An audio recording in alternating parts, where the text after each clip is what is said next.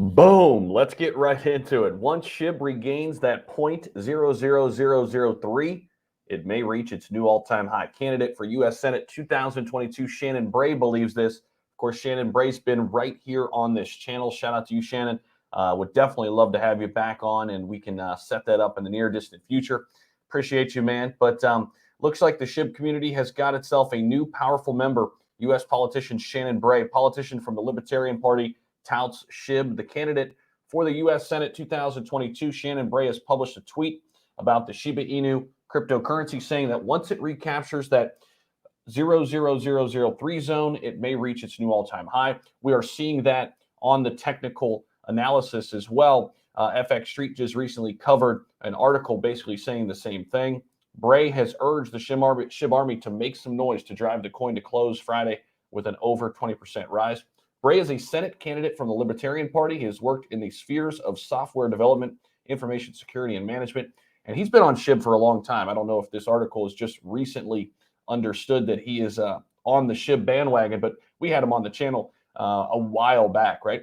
So Bray is the, as we mentioned, candidate for the Libertarian Party in North Carolina. Another influencer tweeting Shiba Inu picture. Elon is not the only crypto influencer. So David Gockstein has now followed Musk's example, posing a picture of the dog breed that inspired the first Dogecoin, and then SHIB and Floki as well.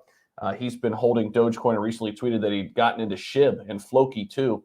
Will SHIB go to 0.01 soon? So without even reading this, no, it's not going to get there soon. But recently, SHIB has been listed by Robinhood app's rival Public and is now accepted by a real estate agency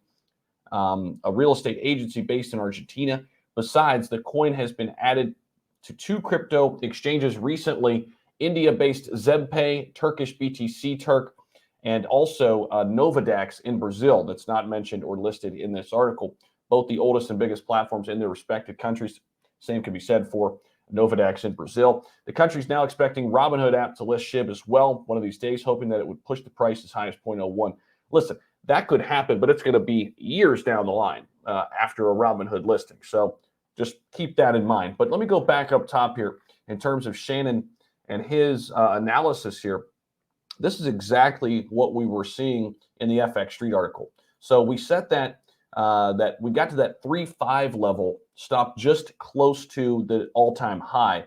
That is our resistance line. Once we push past that, then the 4.1 level is our next resistance.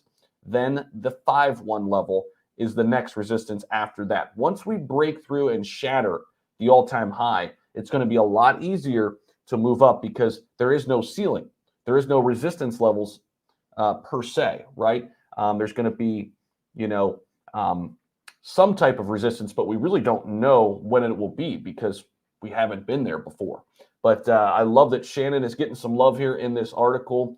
And I do think a breakout is coming very, very soon for SHIB. Now, we're just hanging out right now in that 2.8 range. That seems to be the high end of the spectrum right now. We're trading in a really tight range over the past 15, 16 days. I love to see that because when SHIB consolidates, we usually move up in bunches from there. In my personal opinion, I'm just going to talk at you here in a little bit. I do have some referral links down in the description as well as our Patreon page. Check that out if any of that interests you. But here's the thing.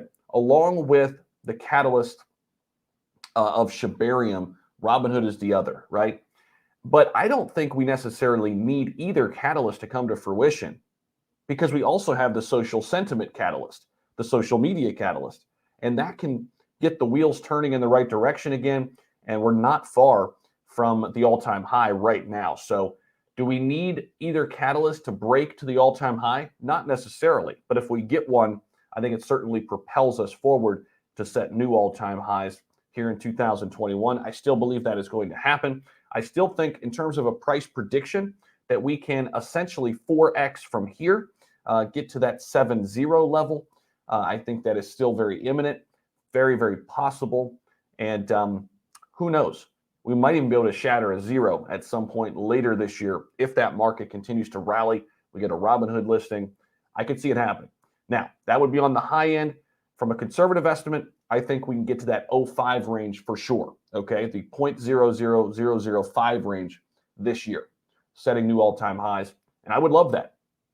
Now, I've been on the record saying if we got to, this level that we're at right now and we ended here at the end of the year, that I would be thrilled. You can go back and listen to my videos months ago that I said, hey, if we got to that 2.0, 2.5 level, 2.8 level where we are right now and just hung out there for the remainder of the year, I'd be happy as hell. And that's still true because we're sitting there in the top 20, we're relevant, and we push into 2022. But what's happened here lately and the catalyst that still loom, I do think we're going to go higher.